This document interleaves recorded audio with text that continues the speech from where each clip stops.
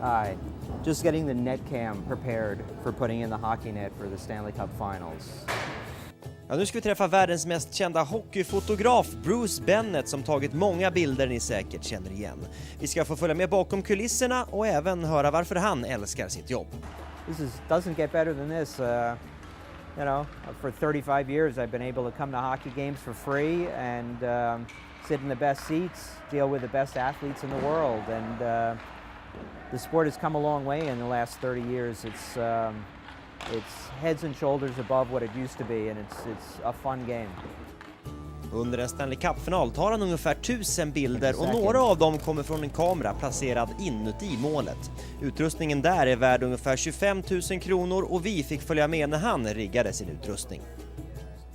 With this stuff in the back of the net, we'll be able to see all the crossbars, the sidebars and the top bar, which gives us an unimpeded view and frames out the picture really nicely. Using these radio remotes, what's going to happen is from anywhere we sit in the arena, we'll be able to trigger the camera, and we kind of have to get our head in there because it takes a little bit of a thought pattern to be able to figure out, okay, it looks good from where I am now, but from inside the net, what is the view going to be? So we're helped out because this camera is capable of 4 frames a second. And so if anyone comes close to the net, you just hold down the button and you hope that one of those frames is going to be good. Which one would you say is your most famous picture? Most famous one is probably Wayne Gretzky beating Bob Sauvé, I hope, Edwards. See, it's been a few years. It's around 1981 when he won he broke the record for how many goals in a season. With 77 goals. That I shot for Newsweek magazine, and that picture sold at least 35, 40 times now. And it's nothing special. I mean, it's the puck going over the goal line, so I guess it's the moment. There wasn't anything that difficult about shooting that frame.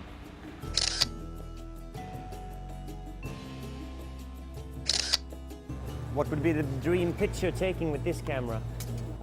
What you really want to do is have the goalie sprawled out with a player over him, popping the puck up over the spread out goalie. Either that or the goalie laying out here, dejected, and a player with his arms up celebrating behind him. That's what you hope for. It's just a daydream though, because you rarely get something that perfect. Is there anyone in particular that is easy to work with or always seem to get good in the pictures emotionally? He's expressing himself or something? Well, I mean, in the old days I always said it was Thomas Jansson, and I'm not saying that for my Swedish audience. He was always great to photograph just because he was so expressive with his facial expressions.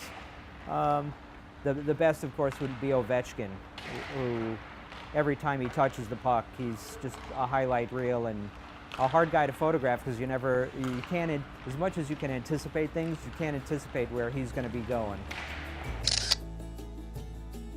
I always go back to the earlier days, the first few years of shooting pictures. It was probably a sequence that I had of Denny Potvin flipping Guy Lafleur. It was a motor drive. Back then they were probably 3 frames a second, and it was a just continuous black and white sequence of one star just getting his hip underneath another star and just flipping him up in the air, and Lafleur came down with his face on the ice. That's probably my favorite group of photos. The Gretzky image was one back when I didn't know what I was doing, so it was just in the locker room.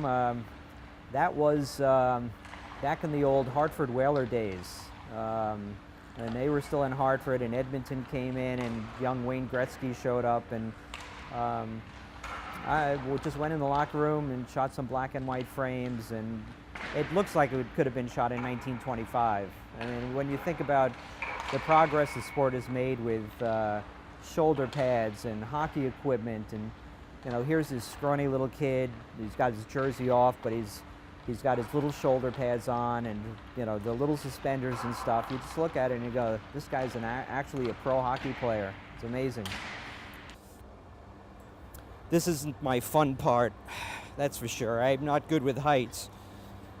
So it's nice to have a bunch of young guys who come and set up strobes and put up their remote cameras, because it's not my thing. It's a long way down. Remember, don't look down. Don't look down. Ja, jag vet att jag var dum, men jag kunde ju inte låta bli när vi fick följa med högt upp ovanför isen för att kolla in hemligheten till bra matchbilder.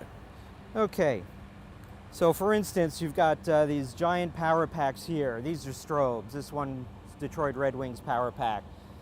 And what'll happen is when the photographer shoots a picture, he's attached to these giant flash units, which are like the flashes on the top of your camera, just a few thousand times more powerful.